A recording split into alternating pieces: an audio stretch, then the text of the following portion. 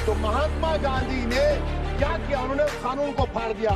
तो मैं गांधी की तरह इस कानून को फाड़ता हूं। ये अनकॉन्स्टिट्यूशनल है सर।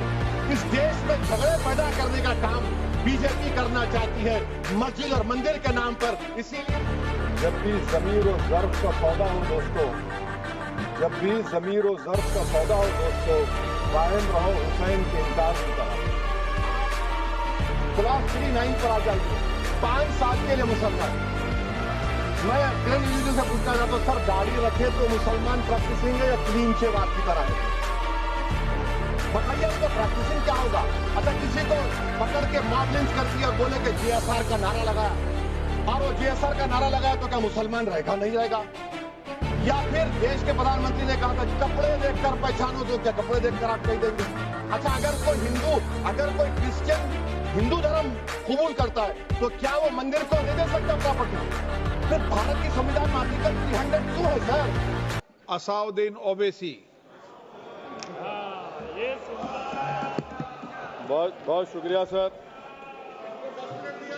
स्पीकर सर, मैं ये वक्फ तरमीमी बिल की मुखालिफत में खड़ा हुआ हूं। किसी एक शायर ने बड़ा अच्छा कहा था, जब भी ज़मीर और ज़र्फ का सौदा हो दोस्तों, जब भी ज़मीर और ज़र्फ का सौदा हो दोस्तों, कायम रहो हुसैन के इनकार की तरह। सर, ये वक्फ तरमीमी बिल भारत के गयूर मुसलमानों के ईमान पर, इबादत पर एक हमला है। नरेंद्र मोदी की हुकूमत ने इस मुल्क की सबसे बड़ी अक़लियत के खिलाफ एक ऐलान जंग कर दिया, और ये जंग ना सिर्फ मेरे जिस्म पर है, बल्कि मेरी आज़ादी पर, मेरी समाजी और माशी मार्जिनलाइजेशन पर है, मेरी शहरियत पर है, मेरे मदरसे, मस्जिदों, खानखाहों और दरगाहों को निशाना बनाया जा रहा है। और ये हुकूमत सच्चाई को नहीं बयान कर रही है कि ये तरमीमी बिल से मुसलमानों का तहफ़्फ़ुज़, तरक्की और गुर्बत का खात्मा होगा। ये सरासर झूठ है। सर, अगर आप आइन के आर्टिकल 14 को देखेंगे तो उसमें लिखा हुआ है इक्वल प्रोटेक्शन। अब आप देख लीजिए सर कि हिंदू, सिख और जैन को और बौद्ध को उनके एंडोमेंट में तहफ़्फ़ुज़ मिलेगा, क्योंकि उनका एंडोमेंट बाय यूजर बरकरार है और उनका एडमिनिस्ट्रेशन उनके हाथ में होगा। कि गैर हिंदू या गैर उनके मजहब का आदमी दान भी दे सकता है उनके लिए, और एंडोमेंट बोर्ड का तहफ़्फ़ुज़ भी मिलेगा, क्योंकि उसके ऊपर ओवरराइडिंग क्लॉज अप्लाई नहीं होगा, लिमिटेशन का कानून उस पर अप्लाई नहीं होगा। उसके बरक्स ऑपोजिट आप देख लीजिए, मुस्लिम वक्फ को वक्फ बाय यूजर निकाल दिया गया। एक मुस्लिम वक्फ की जायदाद पर कब्जा होगा, लिमिटेशन लगेगा तो जो एनक्रोचर है, जो खाबिज है, वो रातों रात मालिक बन जाएगा, और एक गैर मुस्लिम वक्फ बोर्ड को एडमिनिस्टर करेगा। ये आर्टिकल 14 के इक्वल प्रोटेक्शन का वायलेशन।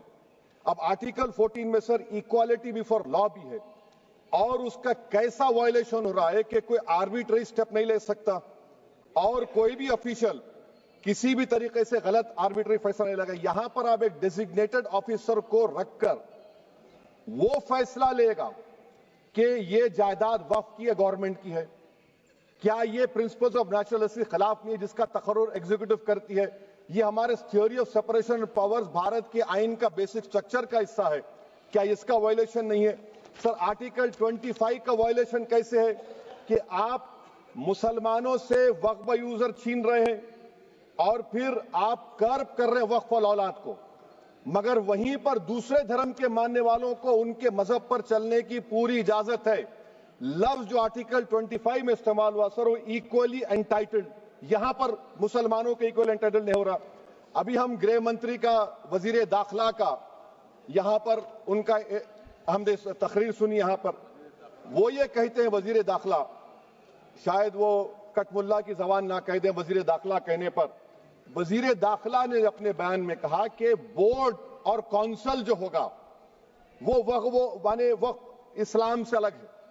सर, अगर ये बात सच है आपकी, तो फिर आपको यह कानून बनाने की जरूरत ही नहीं है। आप एक नॉन स्टैट्यूटरी बॉडी बना दीजिए।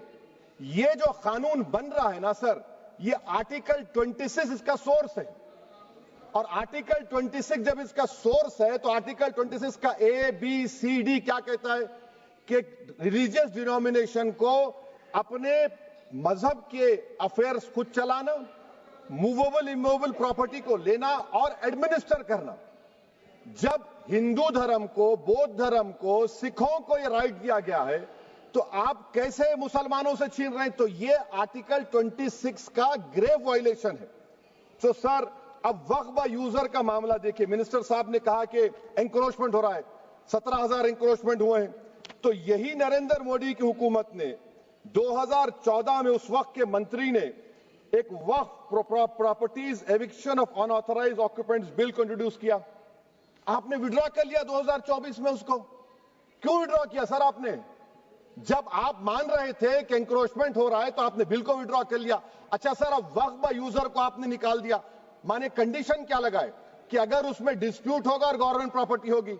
सर डिस्प्यूट तो है, मिसाल के तौर पर मोहिबुल्लाह साहब जिस मस्जिद के इमाम है, पार्लियामेंट के सामने मस्जिद है सर, 123 प्रॉपर्टीज में मस्जिद है, डिस्प्यूट चल रहा है।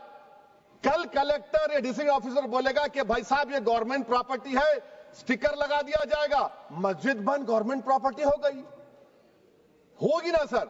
अब ये बताइए, आप जब से यहां पर पूरे बीजेपी रूलिंग पार्टी हमको ज्ञान दे रहे हैं कुछ नहीं होगा, कुछ नहीं होगा, मैं दलील के साथ बता रहा हूं आपको। ये मस्जिद दिल्ली गवर्नमेंट बोलती हमारी है, वक्फ दिल्ली वक्फ बोलता हमारी है। तो सर वक्फ बा यूजर, अगर मैं अपनी गवर्नमेंट के खिलाफ वक्फ बोर्ड वक्फ बा यूजर इस्तेमाल नहीं करेगा तो क्या है सर? अच्छा, ये अमेंडमेंट जब हो जाएगा तो मुझे कहने दीजिए सर, सिर्फ प्राचीन मंदिरों की हिफाजत होगी, मस्जिदों की नहीं होगी। अब सर आप आ जाइए, अगर डिस्प्यूट मेरा एंशिएंट मॉन्यूमेंट से वक्फ का, एक मिसाल दे रहा हूं, दिल्ली में 172 वक्फ प्रॉपर्टीज एएसआई कंट्रोल में है, मैं तो हार ही गया वो, क्योंकि मेरे पास डॉक्यूमेंट नहीं है। आप कह रहे हैं कि डॉक्यूमेंट चढ़ाओ। अगर मेरा गवर्नमेंट से डिस्प्यूट चल रहा है, मैं तो क्लेम ही नहीं कर सकता, क्योंकि आप जज बनेंगे, आप ही फैसला करेंगे, और जब तक आप फैसला नहीं करते वो वक्फ की प्रॉपर्टी नहीं होगी। वो प्रोविजन डाल दिया आपने। अच्छा, अगर मेरा डिस्प्यूट एनक्रोचर से होगा सर, तो एनक्रोचर में तो आपने तो 107 को डिलीट कर दिया। आप रातों रात खाबिज को, एनक्रोचर को मालिक बना रहे हैं। सर मैं ये पूछना चाहता हूं आपके जरिए हुकूमत से, एक मुंबई में एक बहुत बड़े दौलतमंद है, खोजा बरादरी का यतीम खाना था, उन्होंने 2004 या 5 में 22 करोड़ में खरीद लिया। वो केस सुप्रीम कोर्ट में कि आप उनको मालिक बनाना चाहती है लिमिटेशन एक्ट अप्लाई करके, हमको बताइए, हम जानना चाह रहे हैं। और सच्चर कमेटी ने सर 2007 में कहा कि दिल्ली के 123 प्रॉपर्टीज की मार्केट वैल्यू 6,000 करोड़ की। आज हम 2025 में आ गए, क्यों आप उन प्रॉपर्टीज के खिलाफ पड़े हुए? 1976 में उस वक्त के वजीर आजम इंदिरा गांधी लेटर लिखा, इसको आप दे दीजिए, मगर आप उसको मानने को तैयार नहीं है। तो सर और एक जो झूठ फैलाया जा रहा है, management empowerment efficient development. Sir this bill takes any management from the hands of Muslims, disempowers the waqf in comparison to any other stakeholder, takes away the efficiency of administration and hampers development. Waqf disempowerment in the name of efficiency, inefficiency is being created. The progress of development from pre-independence till today is sought to be destroyed. Sir अभी हमारे home minister साहब ने फजल पुकाया case का जिक्र किया। Sir मैं आपसे गुजारिश करूंगा कि होम मिनिस्टर जरा अच्छे लोगों को रखकर इंफॉर्मेशन ले। फजल पुकाया का ऑबिटर क्या है? इट इज ऑबिटर, वो रेशो डेसेंडेंटाई नहीं है जो आपने कहा है। अच्छा सर, शेड्यूल ट्राइब के बारे में कहा, क्या शेड्यूल ट्राइब में मुसलमान नहीं होते? शेड्यूल कास्ट में नहीं होता मुसलमान, शेड्यूल ट्राइब में मुसलमान होता। तो क्या आर्टिकल 25 मेरा चला गया, आर्टिकल 26 चला गया, आर्टिकल 14 चला गया, 15 चला गया, 29 चला गया? लक्षद्वीप का एक मुसलमान एमपी है, क्या उसको राइट नहीं है क्योंकि ट्राइबल है? क्या कह रहे हैं आप? इस ऐवान को क्यों गुमराह कर रहे हैं आप शेड्यूल ट्राइब के नाम पर? सर और एक चीज जो आपको बता रहा हूं सर, अब आप जब आर्टिकल 26 से मेरा सोर्स है, तो आप सेंट्रल वक्फ काउंसिल में 22 में से 10-11 आप नॉन मुस्लिम को बना सकते हैं। रिलीजन न्यूट्रल आपने कह दिया, और आप बनाएंगे, क्यों बनाएंगे आप? स्टेट वक्फ बोर्ड में 7 नॉन मुस्लिम होंगे और 4 मुसलमान। क्यों होंगे? क्योंकि आप लॉ में 95 में डायरेक्ट मैनेजमेंट में ले सकते 5 साल के लिए। आप वक्फ बा यूजर को आप कलेक्टर डिस्ट्रिक्ट ऑफिसर बोलेगा ये वक्फ की प्रॉपर्टी नहीं है, तो वो वक्फ बोर्ड खामोश बैठ जाएगा, कुछ एक्शन ही नहीं लेगा, क्योंकि वो आपके प्यादे हैं। अच्छा, जब आप नॉमिनेट करेंगे सर, सर मैं मोदी गवर्नमेंट के खिलाफ नो कॉन्फिडेंस ला सकता हूं, मगर वक्फ बोर्ड का चेयरमैन जो नॉमिनेट होगा उसके खिलाफ नो कॉन्फिडेंस नहीं ला सकते हम, बिल्कुल नहीं ला सकते। क्या मजाक है बताइए आप, ये डेमोक्रेसी है। नॉमिनेट भी स्टेट गवर्नमेंट करेगी, वो अगर डिक्टेटर बन जाएगा जैसा आज भारत में हो रहा है तो वो भी नहीं हटेगा। कम से कम यहां पर तो इलेक्शन है, वहां पर तो आप 5 साल झेलते रहो उसको। अच्छा सर, अब ये जो क्लॉज 11 और क्लॉज 9 आप 16AA से देखिए, where the qualification of the members of the board has been limited only to 3 categories contained in 14(1)(c). Intention is very clear that the majority is to be packed with non-Muslims. So who will defend my interests, sir? If I cannot depend on the state Waqf board, central Waqf council, which are going to comprise non-Muslims, this in itself is a clear violation of Article 26, 14 and 15, sir. अच्छा sir, CO पहले 95 act में था कि word मुस्लिम, आपने गायब कर दिया उसको। अरे आखिर क्यों इतनी नफरत है आपके लफ्ज मुसलमान से? अच्छा फिर क्या कह रहे हैं आप कि ये भी आर्टिकल 26 का वायलेशन है। सब जितने हिंदू धर्म के प्रॉपर्टीज हैं, सिख धर्म के हैं, बौद्ध के हैं और आपके जैन के, वहां पर उन्हीं के मजहब का ऑफिसर होगा। और कहां पर नहीं होगा? वक्फ बोर्ड में। Waqf board is a pure religious institution, इसको समझने की जरूरत है। तो आप ये कर दे रहे हैं सर। अच्छा सर आप देखिए, अब आप आ जाइए ये ट्राइब्यूनल पर। मुझे समझ में नहीं आया सर कि हमारे होम मिनिस्टर वजीर दाखिला ने क्या कह दिया कि 2013 का जो कानून है वो नहीं बनता तो हम नहीं लेके आते। मैं बड़े अदब के साथ उनसे पूछना चाह रहा हूं कि क्या उस वक्त राजनाथ सिंह साहब, अडवाणी साहब, हमारी लेट सुषमा स्वराज, ये बड़े बड़े नेता यहां बैठे थे? आपने यूनानिमस उस कानून को पास करवा दिया। कीर्ति आजाद थे उस वक्त, अब यहां बैठे हैं वो टीएमसी में। तो क्या आप गलत थे या वो गलत थे? हमको बता दीजिए, आप बता दीजिए। क्योंकि अगर अडवाणी आपके लिए बहुत बड़ा नेता है, मेरे लिए नहीं हो सकते, आपके लिए आपने पद्मश्री दिया उनको। मोहतरमा सुषमा स्वराज की जबरदस्त तकारीर का मैं कायल हूं, वो बैठकर उस 2013 को यूनानिमस पास कर दिए। मुझे कंफ्यूजन है कि क्या अमित शाह, नरेंद्र मोदी बड़े हैं या अडवाणी बड़े हैं? आपके लिए आप तय कर लीजिए। अच्छा सर, आपके tribunal sir, railway Clements tribunal, NGT tribunal, income tax, वैसे 14-15 ट्राइब्यूनल, हिंदू एंडोमेंट का ट्राइब्यूनल, सबका अपील नहीं होती, रिव्यू होता है। गृह मंत्री सरकार कह रही है कि नहीं, रोक दिए, रोक लगा। कैसे रोक लगाते हैं? रिव्यू और अपील में तो फर्क होता है ना सर। आप ही कह रहे हैं कि पूरे कोर्ट्स में बैकलॉग है और आप अपील कर रहे हैं। अच्छा सर, रिटायर्ड डिस्ट्रिक्ट जज 95 में सिटिंग डिस्ट्रिक्ट जज था, जो एडमिनिस्ट्रेटिव कंट्रोल था सीजीआई साहब, उसको निकाल दिए। अच्छा सर, अब आप अभी हमारे मंत्री साहब ने कहा trust, sir Shri Sai Baba trust 2004, वो ये कहता है जो ऑफिसर उसमें काम करता है उसको साई बाबा का डिवोटी होने चाहिए और उसको डिक्लेरेशन लिख के देना पड़ेगा। यहां पर हो रहा तो यहां पर क्यों नहीं हो रहा? अच्छा सर, आप फिर देख लीजिए, ये आपका हो गया सर। हाँ, अब अमित शाह साहब ने सेक्शन 2A के बारे में कहा और उन्होंने इस बात का इकरार कर लिया कि दाऊदी बोहरा के लिए यह बनाया गया है।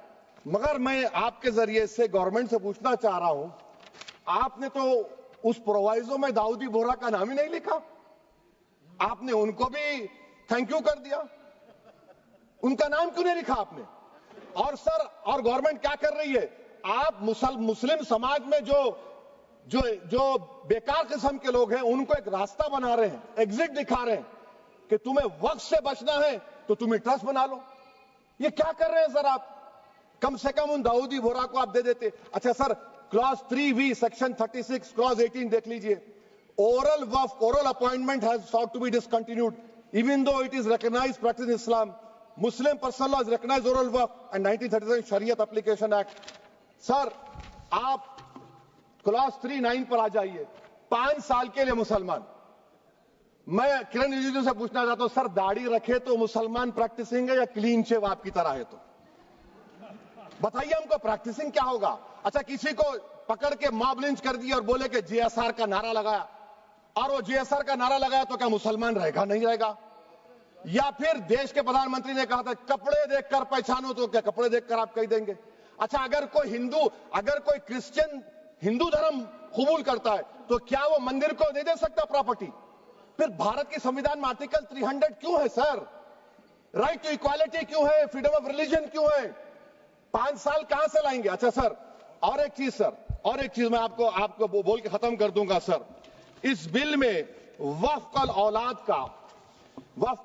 का सर, इसमें आप देखिए क्लॉज 432, द क्रिएशन ऑफ वक्फ औलाद shall not result in denial of inherent rights to heirs including women heirs और द वाकिफ और any other right of person. Sir, ये आर्टिकल 25 का वायलेशन है, शरीयत एप्लीकेशन एक्ट 37 का वायलेशन, आर्टिकल 300A का वायलेशन है। अच्छा, हिंदू धर्म में सेल्फ एक्वायर्ड प्रॉपर्टी को एक हिंदू, अब उसके फर्ज के 2 बच्चे हैं, वो एक को अपनी पूरी दौलत दे सकता है, कोई रोक टोक नहीं है। वो कहेगा नहीं मैं घर के बच्चों को नहीं दूंगा, मोहल्ले के गरीब को दे दूंगा, वो भी कोई रोक टोक नहीं है। वहां पर आपको बच्चों की फिक्र नहीं है। जब मैं अपनी प्रॉपर्टी को अल्लाह को मालिक बनाकर दे रहा हूं, आप कह रहे बच्चों की फिक्र नहीं है। इतनी मोहब्बत आप बिल्किस बानो से दिखा देते तो आपके लिए दुआएं देती आपके लिए। तो सर, आप दूसरी बात आप देख लीजिए सर, आखिरी बात कहकर मैं अपनी बात को मुकम्मल कर रहा हूं सर। नहीं खैर, मैं मुकम्मल कर रहा हूं। स्पीकर साहब बहुत टाइम दे दिए सर। आप देखिए, इसमें अमित शाह साहब बोले कि इतनी प्रॉपर्टीज का कब्जा हुआ, चोरी हुई, ये हुआ। सर, क्लॉज 2652A सेक्शन, अगर कोई प्रॉपर्टी बेचता है, 2 साल की सजा थी, आपने क्या कर दिया, उसको 6 महीने कर दिया। नॉन बेलेबल था, आपने बेलेबल कर दिया। सेक्शन 40 की बात करते हैं। सेक्शन 40 में सर हमको जो ज्वाइंट वर्किंग कमेटी का जो नोट्स दिए, उसमें मिनिस्ट्री ऑफ माइनॉरिटी अफेयर्स ने कहा कि 30 साल में 515 केसेस सेक्शन 40 के, और सिर्फ 8 लोग कोर्ट को गए। वक्फ यूजर का कानून तेलंगाना आंध्रा में है, सेक्शन 40 का कानून तमिलनाडु 63 है, आंध्र प्रदेश में 43 है। और सर आप डायरेक्शन दे रहे हैं। अच्छा, क्लॉज 4218B देखिए सर, आप रूल बना रहे हैं, कोऑपरेटिव फेडरलिज्म के खिलाफ है, इतना रूल बना रहे हैं। और आखिर में सर मैं आपको बताना चाह रहा हूं स्पीकर साहब, ये बिल का मकसद सिर्फ मुसलमानों को जलील और रुस्वा करना है, मुसलमानों को दूसरे दर्जे का शहरी बनाने का इनका मकसद है। सर, अगर आप हिस्ट्री को पढ़ेंगे तो महात्मा गांधी उस वक्त के व्हाइट अफ्रीका में, सफेद फार्म अफ्रीका के कानून को महात्मा गांधी ने कहा था कि ये मेरा कॉन्शियंस इसको मानता नहीं है, मैं इस कानून को कबूल नहीं करता हूं। तो महात्मा गांधी ने क्या किया, उन्होंने उस कानून को फाड़ दिया। तो मैं गांधी की तरह इस कानून को फाड़ता हूं। ये अनकॉन्स्टिट्यूशनल है सर। इस देश में झगड़े पैदा करने का काम बीजेपी करना चाहती है मस्जिद और मंदिर के नाम पर, इसीलिए मैं इसका कंडेम करता हूं। और मैं आपसे गुजारिश करता हूं कि मैंने अपने 10 अमेंडमेंट दी है, आप इसको कबूल करिए सर, मुझे बोलने का मौका दीजिए और उस पर डिवीजन का मैं डिमांड भी करूंगा। Thank you sir.